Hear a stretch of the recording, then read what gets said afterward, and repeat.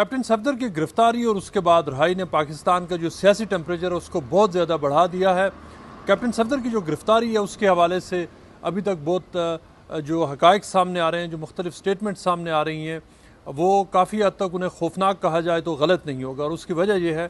कि जिस तरह के इल्ज़ामात सामने आए हैं कि किन हालात में, किन सर्कमस्टांसिस में कैप्टन सफदर को गिरफ़्तार किया गया। जो कैप्टन सफदर की जो मज़ार-ए-क़ायद के ऊपर जो नारेबाजी थी उसके ऊपर बहुत सारे ऑब्जेक्शन सामने आए हैं और तकरीबन हर जमात ने अब ये कहा है कि कैप्टन सफदर को वहाँ पर उस तरह की नारेबाजी नहीं करनी चाहिए थी। मज़ार-ए-क़ायद की एक अपनी सैंक्टिटी है और वहाँ पर खामोशी से निकल आना चाहिए था।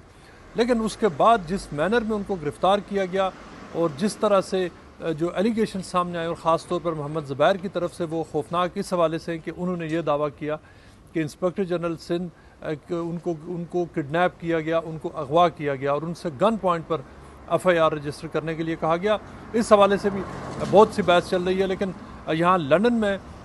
मौजूद नवाज शरीफ इस हवाले से, इस पूरी डेवलपमेंट के ऊपर हमारे जो ज़राए हैं उनका ये कहना है कि वो बहुत नाखुश हैं। इस वक्त नवाज शरीफ जो पीछे हमारी बिल्डिंग आप देख रहे हैं यहाँ पर वो मौजूद हैं और यहाँ से इस वक्त उनकी बातचीत चल रही है पार्टी के लोगों से। जो ही कैप्टन सफदर की गिरफ्तारी की खबर आई उन्होंने मरीम नवाज से बात की, पार्टी के दीगर लोग हैं उनसे बात की, मोहम्मद ज़ुबैर से बात की और उनको और मुख्तलिफ जो अपोजिशन, जो पाकिस्तान डेमोक्रेटिक मूवमेंट के लोग हैं उनसे नवाज शरीफ की बातचीत हुई और उन्होंने अपने इस हवाले से जो गुस्सा था उसको ज़ाहिर किया। और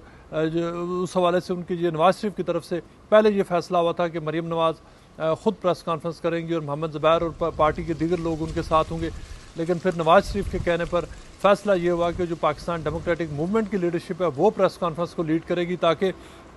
उस हवाले से एक जॉइंट एक्शन, एक जॉइंट इम्पैक्ट सामने आए। और फिर हमने देखा कि वहाँ से जो मुश्तरका प्रेस कॉन्फ्रेंस की गई जिसमें हुकूमत सिंध के नुमाइंदे भी मौजूद थे। इस हवाले से जो इस वक्त तक यहाँ पर जो नवाज शरीफ ने उसके बाद पार्टी के मुख्तलिफ लोगों से बातचीत की है। आज उनका स्केड्यूल ये था कि उन्होंने बात करनी थी जो कराची में जो जलसा हुआ जिसको बहुत बड़ा पावर शो कहा जा रहा है, जिसमें हज़ारों लोगों ने शिरकत की और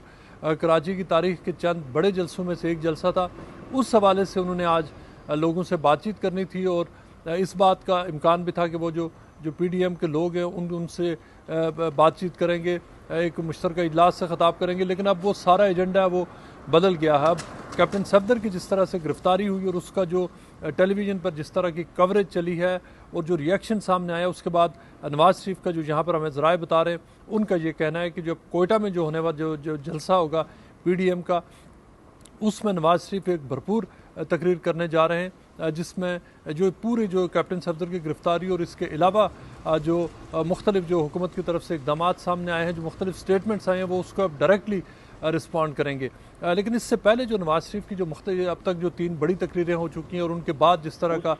पाकिस्तान में जो सियासी हलचल मची है वो अभी तक जो नवाज शरीफ की जो कैलकुलेशन है उनके मुताबिक वो समझते हैं कि वो अपने मिशन में कामयाब हुए हैं कि उन्होंने जो स्पीचेस की थी उनको पाकिस्तान के टेलीविज़न पर मुकम्मल तौर पर उनको सेंसर कर दिया गया था। लेकिन वो स्पीचेस फिर वज़ीर-ए-आज़म पाकिस्तान इमरान खान ने तकरीबन पूरी स्पीच रिपीट की। उसके बाद तकरीबन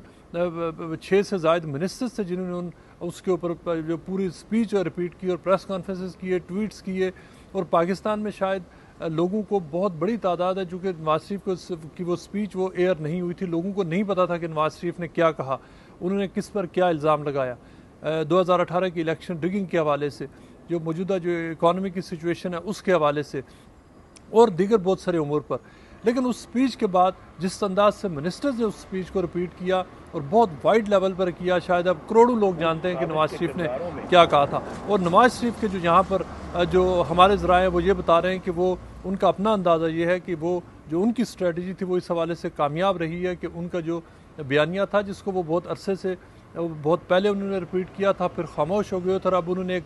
नेक्स्ट लेवल पर जाकर किया, उस सारे को आगे तक कन्वे करने में मौजूदा हुकूमत को वो इस हवाले से क्रेडिट दे रहे हैं कि उन्होंने, चाहे उसको बुरा समझा जा रहा अच्छा, लेकिन लोगों तक उन्होंने अपनी बात ज़रूर पहुँचाई और वो पहुँचाई थ्रू हुकूमत पाकिस्तान और वज़ीर-ए-आज़म पाकिस्तान और उनकी टीम के ज़रिए। इस हवाले से जो आगे कोयटा में जो होने वाला जो जलसा है उसमें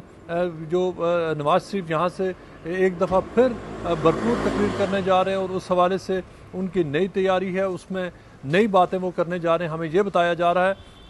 और जिसका मतलब सिर्फ यही है कि उसमें उनकी जो तनकीद है वो पूरे मौजूदा सेटअप पर है, और उस सेटअप के ऊपर जो उनकी तनकीद है वो उसकी जो बार है वो उसको फर्दर रेज़ करेंगे। और यही हमने देखा कि जो कराची में जो जलसा हुआ उसमें मौलाना फजलुर रहमान की जो स्पीच थी, उसमें फजलुर रहमान ने उसके बाद और फिर प्रेस कॉन्फ्रेंस हुई, उन्होंने फजलुर रहमान ने उन एरियाज़ की बात की जिसको बहुत सारे लीडर्स पहले नहीं कर रहे थे। अख्तर मैंगल ने उसी मैनर में बात की, और पीपल्स बिलावल भुट्टो जरदारी भी अब इंक्रीजिंगली उस टोन की तरफ आ रहे हैं कि जो अब उनको वो ये समझते हैं कि जो मौजूदा हुकूमत है उसमें ज़रूरी है कि उसको ऊपर वहाँ पे उसको टारगेट किया जाए जहाँ पर जिसको वो समझते हैं कि सबसे ज़्यादा उससे हर्ट होता है। और यही स्ट्रेटजी है जो PDM उसको चला रही है। नवाज शरीफ का यहाँ से जो अभी तक जो उनकी जो स्ट्रेटजी सामने आई है वो यही है। दूसरी तरफ नवाज शरीफ का यहाँ पर जंग लंदन में आज एक इश्तार छपा है, और उस इश्तार में जो हुकूमत पाकिस्तान जो कोर्ट की तरफ से वो जो कहा गया था दो पेपर्स को, डॉन को और जंग अखबार को, कि वो इश्तार छापें, उस इश्तार में अब जो एवन फील्ड और जो दीगर केसेस हैं उनके रेफरेंसेस हैं, और उसमें जो समन्स है नवाज शरीफ की, जिनके बरतानिया में बाकायदा तौर पर समन्स जारी हुए हैं।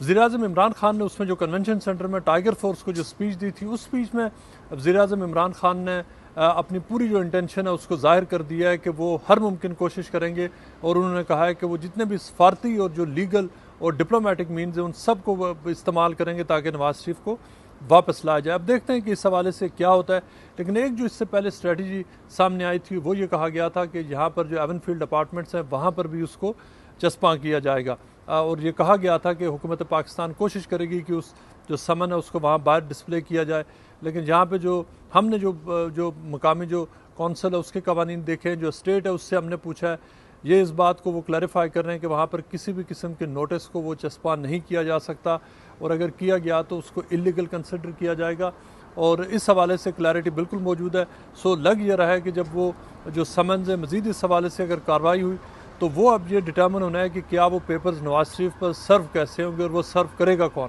इससे पहले जितनी भी अटैम्प्ट्स की गई हैं नवाज शरीफ के जो नॉन बेलेबल अरेस्ट वारंट्स उन पर सर्व करने की कोशिश की गई, वो अभी तक नहीं हो सके। नवाज शरीफ ने साइन नहीं किया, ना ही उनकी किसी फैमिली ने साइन किया है। जंग लंदन में ये इश्तार अब छप चुका है। आने वाले दिनों में देखते हैं कि हुकूमत पाकिस्तान इस हवाले से जो फर्दर हुकूमत पाकिस्तान की जो इंस्ट्रक्शन मौसूल हो रही हैं लंदन हाई कमीशन को, वो उसको कैसे एग्जीक्यूट कराते हैं।